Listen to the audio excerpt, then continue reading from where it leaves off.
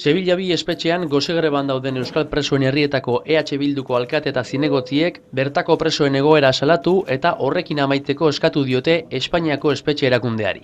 Hemen eskubide hauek bermatzeko erantzule zuzen batzuk dauz, ez? Instituciones penitenciarias eta Espainiako gobernua. Eta guk eskatuen dugu hori, azkenean presoa direla, instituciones penitenciarias menpe dagoela preso horiek eta eskubide batzu dauzkela, ez? Eta bermatu egin behar direla eskubide horiek.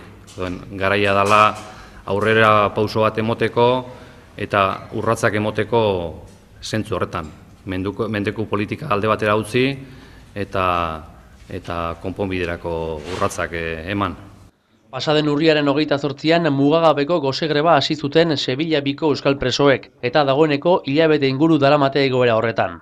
Etxeratek gosegreba halabeharrezko neurria izan dela salatu du, espetxeko bizi baldintza jasangaitzek behartutakoa.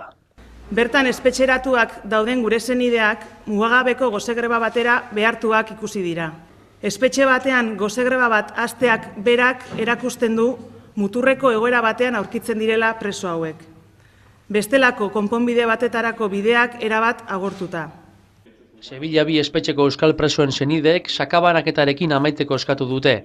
Politika horrek Sevilla bi espetxekoa bezalako muturreko egoerak errazten dituela argudiatuz.